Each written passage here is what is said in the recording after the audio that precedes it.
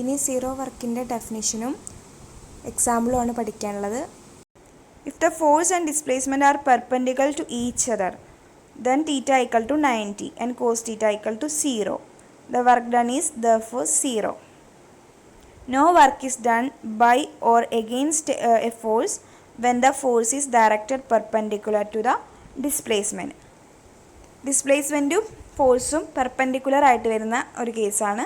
അങ്ങനെ ആവുമ്പോൾ തീറ്റ 90 ഡിഗ്രി വരും. തീറ്റ 90 ഡിഗ്രി വന്നാൽ കോസ് തീറ്റ 0 ആവും. അപ്പോൾ നമ്മൾ നേരത്തെ ഇക്വേഷനിൽ എന്താവും, എഫ് ഡി ആർ കഴിഞ്ഞിട്ട് 0 ഇൻറ്റു 0 വരും. അപ്പോൾ ടോട്ടൽ വർക്ക് ഡൺ എന്നുള്ളത് 0 ആയിട്ട് പോകും അല്ലേ. അങ്ങനെ ആകുമ്പോൾ അവിടെ ഒരു ഫോഴ്സിൻ്റെ ഒന്നെങ്കിൽ പോസിറ്റീവ് വർക്ക് എന്ന് പറഞ്ഞാൽ എന്താ, ഫോഴ്സ് ഡൺ ബൈ ദ ഫോഴ്സാണ്, മറ്റത് ഡൺ എഗെയിൻസ്റ്റ് ദ ഫോഴ്സാണ്, വർക്ക് ഡൺ എഗെയിൻസ്റ്റ് ദ ഫോഴ്സാണ്. ഈ രണ്ട് കേസും അവിടെ ഇല്ല, അതായത് വർക്ക് ഡണ്ണേ ഇല്ല, 0 ആണ്, 0 വർക്കായിട്ടുള്ള കേസാണത്. അതിൻ്റെ എക്സാമ്പിൾ കൊടുത്തിട്ടുള്ളത് വായിക്കാം. In uniform circular motion a particle moves along a circle with uniform speed. When the displacement at any point on the circle directed along the tangent to the circle at the point and the centripetal force is directed along the radius of the circle such that work done by the centripetal force is 0. അതായത് നമ്മളിപ്പം ഒരു circular മോഷനാണ്, ഒരു particle circular motion ചെയ്തുകൊണ്ടിരിക്കുമ്പോൾ അതിൻ്റെ സെൻറ്ററിൽ നിന്ന് ഒരു centripetal force ഉണ്ടാവും. അതെപ്പോഴും ഇതിപ്പോൾ സർക്കിളിൻ്റെ ആണെങ്കിൽ റേഡിയസ് ഇല്ലേ, അങ്ങനെയായിട്ടാണ് വരിക. ആ ഒരു ഡയറക്ഷൻ, റേഡിയസിൻ്റെ ഡയറക്ഷനിലായിട്ടാണ് സെൻട്രിപെറ്റൽ ഫോഴ്സ് ആക്ട് ചെയ്യുന്നുണ്ടാവുക.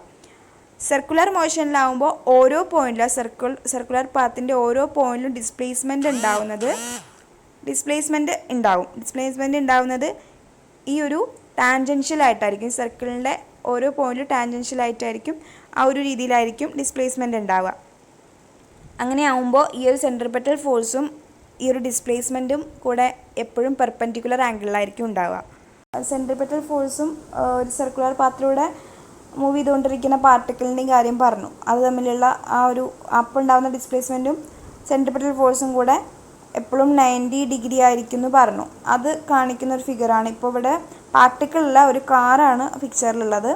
അപ്പോൾ അത് സർക്കുലർ പാത്തിലൂടെ ഇങ്ങനെ മൂവ് ചെയ്തുകൊണ്ടിരിക്കുകയാണ്. സെൻട്രിപെറ്റൽ ഫോഴ്സ് ആക്ട് ചെയ്യുന്ന ഡയറക്ഷനാണ് കാണിച്ചിട്ടുള്ളത്, റേഡിയസിൻ്റെ ആ ഒരു റെഡ് കളറിൽ കാണിച്ചിരിക്കുന്നത്. അതാണ് സെൻട്രിപെറ്റൽ ഫോഴ്സിൻ്റെ ഡയറക്ഷൻ വരുന്നത്. നോക്കൂ, ഈ ഒരു കാറ് ആണെങ്കിലും പാർട്ടിക്കിളാണ്. ഇപ്പോൾ ഇത് പാർട്ടിക്കിളാണെങ്കിലും കാറാണെങ്കിലും ഇപ്പോൾ എന്താണെങ്കിലും ആ സർക്കുലർ മോഷനിലൂടെ ഒരു സംഭവം ട്രാവൽ ചെയ്തുകൊണ്ടിരിക്കുമ്പോൾ അതിൻ്റെ ഡിസ്പ്ലേസ്മെൻറ്റ് ഉണ്ടാവുക ഈ രീതിക്കാവും. ഓരോ പോയിന്റിലും ടാൻജൻഷ്യലായിട്ടാണ് ഇങ്ങനെ വന്നുകൊണ്ടിരിക്കുക. ആ ഒരു സർക്കുലർ പാത്തിന് ടാൻജൻറ്റ് ആയിട്ടുള്ള രീതിയിലാണ് വരിക. അപ്പോൾ എപ്പോഴും ഈ ഡിസ്പ്ലേസ്മെൻറ്റും ഈ ഒരു സെൻട്രിപെറ്റൽ ഫോഴ്സും 90 ഡിഗ്രി ആയിട്ടാവും വരുന്നുണ്ടാവുക ആംഗിൾ. അപ്പോൾ എപ്പോഴും വർക്ക് ഡണ്ണും 0 ആയിട്ട് വരും. ഇനി വേറൊരു കേസ് നോക്കാം. അതിൽ ഫോഴ്സ് യൂണിഫോമാണ്. യൂണിഫോം ആയൊരു ഫോഴ്സ്, ഇപ്പോൾ നമ്മൾ നോൺ യൂണിഫോം ഫോഴ്സ് അപ്ലൈ ചെയ്യുമ്പോഴുള്ള കേസ് പറഞ്ഞു വന്നു. ഒരു യൂണിഫോം ഫോഴ്സ് അപ്ലൈ ചെയ്യുന്ന സമയത്ത് അവിടെ യൂണിഫോം ഫോഴ്സ് ആണെങ്കിൽ അതിൻ്റെ മാഗ്നിറ്റ്യൂഡ് റിമൈൻസ് കോൺസ്റ്റൻ്റ് ആയിരിക്കും. അത് ത്രൂ ഔട്ട് കോൺസ്റ്റൻ്റ് ആയിരിക്കും മാഗ്നിറ്റ്യൂഡ്. അങ്ങനെ ആവുമ്പോൾ ഒരു ടോട്ടൽ ഡിസ്പ്ലേസ്മെൻറ്റ് എസ് ആണ് ഡിസ്പ്ലേസ്മെൻറ്റ്.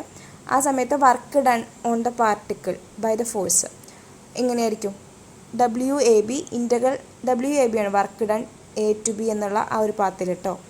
അപ്പോൾ അത് equal to integral A to B F.dr ആണ്. അതിൽ എഫ് നമ്മൾ പറഞ്ഞു യൂണിഫോമാണ്, അപ്പോൾ അതിൻ്റെ മാഗ്നിറ്റ്യൂഡ് കോൺസ്റ്റൻ്റ് ആയിരിക്കും എന്ന് പറഞ്ഞു. അപ്പോൾ കോൺസ്റ്റൻ്റ് ആയ ഒരു ടൈമിനെ ഇൻ്റഗ്രലിൻ്റെ ഔട്ട്സൈഡ് കൊണ്ടുവന്നു. അപ്പോൾ ഇക്വേഷൻ എങ്ങനെയായി, F plus or minus F ഔട്ട്സൈഡാണ്, ഇവന് integral A to B dr. അതായത് നമുക്ക് dr-നെ A to B ഇൻ്റഗ്രേറ്റ് ചെയ്യുന്ന സമയത്ത് നമുക്ക് എസ് എന്ന് കിട്ടും. എസ് എന്നുള്ളതാണ് ടോട്ടൽ ഡിസ്പ്ലേസ്മെൻറ്റ് എന്ന് പറയുന്നത്, നമ്മൾ മുന്നേ പറഞ്ഞു. അപ്പോൾ എസ് എന്ന് കിട്ടും. അപ്പോൾ നമുക്ക് ഇക്വേഷൻ ഉണ്ടാവും പ്ലസ് ഓർ മൈനസ് FS എന്നാവും.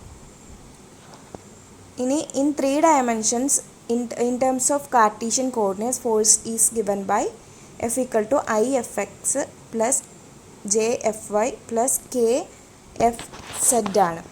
അപ്പോൾ അങ്ങനെയാണ് കാർട്ടീഷ്യൻ കോർഡിനേറ്റ്സിൽ എഫിനെ നമ്മൾ എഴുതുന്നത്.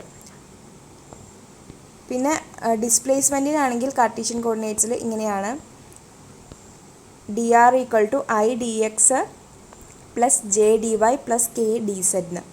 അപ്പോൾ നമ്മൾ ടോട്ടൽ വർക്ക് ഡൺ എങ്ങനെ കാണും? നമുക്കറിയാം ഡോട്ട് പ്രൊഡക്റ്റ് എടുക്കുകയാണ്, എഫ് ഡോട്ട് ഡി ആർ എടുക്കുകയാണ് ചെയ്യേണ്ടത്. കിട്ടുന്നത് ലാസ്റ്റ് ഒരു സ്കാലാർ ആയിട്ടുള്ളത്. Work done is a scalar quantity. അപ്പോൾ നമുക്ക് അങ്ങനെ കിട്ടുക. അപ്പോൾ ഡോട്ട് പ്രൊഡക്റ്റാണ് എടുക്കുന്നത്. വർക്ക് ഡണ്ണ് നമ്മൾ ചെയ്യുവാണ് ഈ ഒരു കാർട്ടീഷ്യൻ കോർഡിനേറ്റ്സിലുള്ള ഇത് വെച്ചിട്ട്. അപ്പോൾ work done W A B ആണ് equal to integral A to B F dot D R ആണ് equal to integral A to B. എഫിൻ്റെ സ്ഥാനത്ത് നമ്മൾ നേരത്തെ കാർട്ടീഷ്യൻ കോർഡിനേറ്റ്സിലുള്ള ആ ഒരു ഫോഴ്സിൻ്റെ ടേം എഴുതുക. അതായത് I F X plus J F Y plus K F set എന്നെഴുതി.